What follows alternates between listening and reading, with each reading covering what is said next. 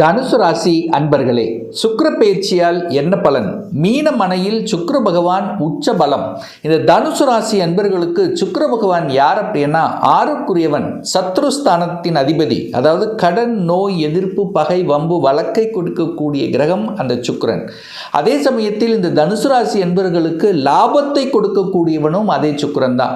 அந்த சுக்கிரன் உச்ச பலத்தோட வலிமையாக உங்க ராசிக்கு 4ஆம் இடம் என்று சொல்லக்கூடிய சுகஸ்தானத்தில் போய் அமர்ந்திருக்கு.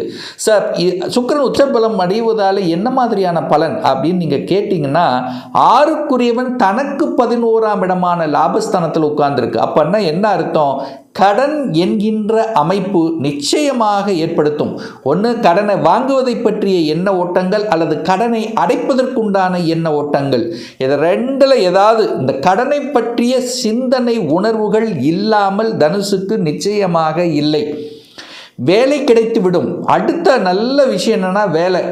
யாரெல்லாம் வேலை அப்ளை பண்ணி காத்து கொண்டிருக்கக்கூடிய தனுசு ராசி என்பர்களுக்கு இந்த காலகட்டம் நிச்சயமாக வேலையை கொடுத்து விடும். இதில் எந்தவித மாற்று கருத்தும் இல்லை.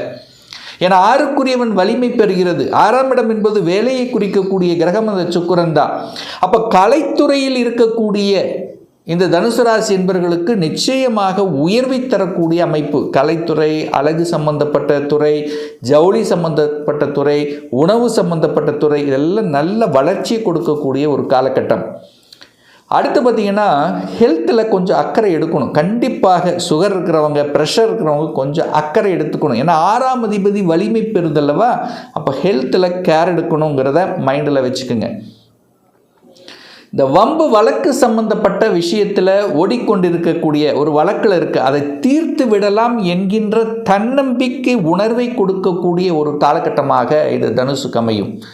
அப்போது ஒரு சொல்யூஷன் கிடைக்கக்கூடிய அமைப்புகளையும் சந்தர்ப்ப சூழ்நிலைகளையும் நிச்சயமாக இந்த தனுசு ராசி என்பவர்களுக்கு ஏற்படுத்தும். அதில் எந்தவித மாற்று கருத்தும் கிடையாது. அதே போல் லாபஸ்தானத்தின் அதிபதி உச்சம். அப்போ லாபம் கிடைக்குமா இல்லையா? நிச்சயமாக நீங்கள் செய்யக்கூடிய எந்த தொழிலாக இருந்தாலும் இந்த மாதம் எதிர்பார்க்கலாம்.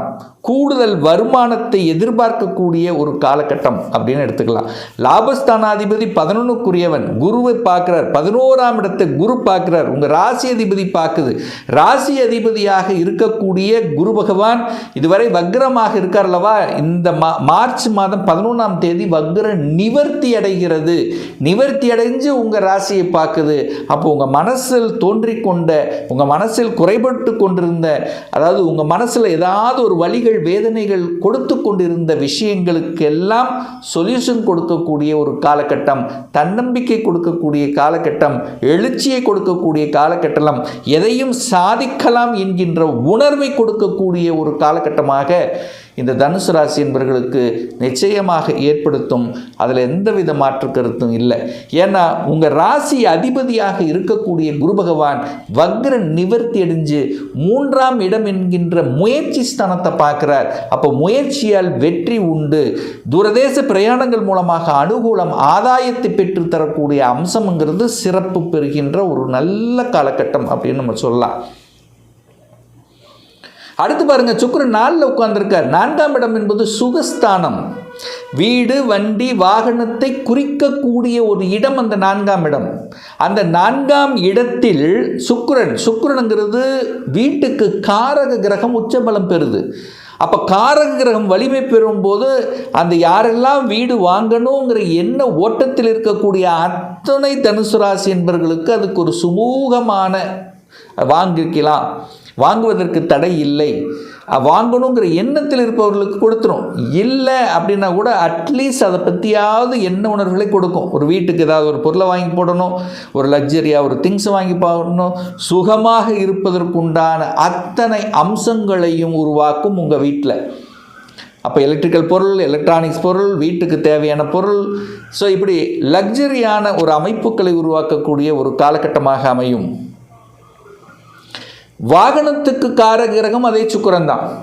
அப்போ புதுசாக வாகனம் வாங்கணுங்கிற எண்ண உணர்வை கொடுக்கும்.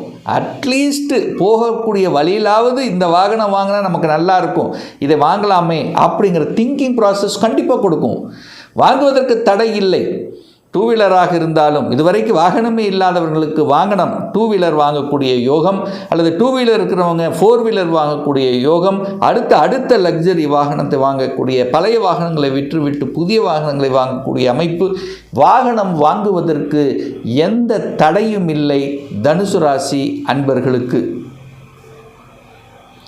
இந்த சுக்கிர பகவான் பார்த்தீங்கன்னா உத்திரட்டாதி நட்சத்திரத்தில் பிரயாணம் பண்ணுவார். அந்த உத்திரட்டாதி அப்படின்னா சனி பகவானுடைய நட்சத்திரத்தில் பிரயாணம் பண்ணுறார். எது வரைக்கும் அப்படின்னா இந்த மார்ச் மாதம் 15ஆம் தேதி வரை. அப்போது 15ஆம் தேதி வரை தனஸ்தானத்தின் அதிபதியான சனி பகவான் நட்சத்திரத்தில் பிரயாணம் பண்ணுறார். அப்போது 2-6 கனெக்ட் ஆகுதா? அப்போ பொருளாதார வளர்ச்சி கண்டிப்பாக கொடுக்கும், பொருளாதார ஏற்றத்தை கொடுக்கும், பணப்புழக்கத்தை ஏற்படுத்தும், புதிய ஒப்பந்தங்கள் கிடைக்கக்கூடிய வாய்ப்புகள், சந்தர்ப்பங்கள், தாய் சார்ந்த விஷயத்தில் நன்மைகள் நடக்கக்கூடிய அமைப்பு, தாய் சொத்துக்கள் உங்களுக்கு வரலாம். ஸோ ஏதாவது ஒரு ரூபத்தில் உங்களுக்கு பணத்தை தரக்கூடிய அம்சம் சிறப்பு பெறுகிறது.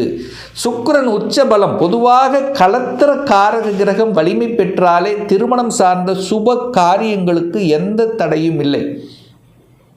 அதுவும் நீங்கள் போய் 7ஆம் இடத்தில் உட்கார்ந்துருக்கீங்க, குரு பகவான் 7ஆம் இடத்தில் உட்கார்ந்துருக்கு, திருமணஸ்தானத்தில் உட்கார்ந்துருக்கு, சுக்கிரன் உச்சபலம், திருமணத்தில் எந்த தடையும் இல்லை. தங்கு தடை இல்லாமல் நடக்கக்கூடிய, அதை எடுக்கக்கூடிய முயற்சிகள் வெற்றி பெறக்கூடிய அம்சத்திலேயே இந்த தனுசு ராசி என்பவர்களுக்கு அமையப்பெறுது அப்படிங்கிறத ஸ்ட்ராங்காக இந்த இடத்துல சொல்லலாம். சூரியன் பாருங்க 9ஆம் இடத்தை பாக்கியஸ்தானத்தை பார்க்குறார். அப்போ சூரியன் பாக்கியஸ்தானத்தை பார்க்குறது ஒரு நல்ல அமைப்பு, ஒரு நல்ல பாக்கியம். குழந்தை பாக்கியம் இல்லாத தனுசு ராசி அன்பர்களுக்கு குழந்தை பாக்கியத்தை இருக்கக்கூடிய ஒரு நல்ல காலகட்டமாகவே உங்களுக்கு அமையப்பெறுது. அதில் எந்த மாற்று கருத்தும் இல்லை. அடுத்து இந்த சுக்கிர பகவான் பார்த்தீங்கன்னா புதனனுடைய நட்சத்திரம் என்று சொல்லக்கூடிய ரேவதி நட்சத்திரத்தில் பிரயாணம் பண்ணுறார்.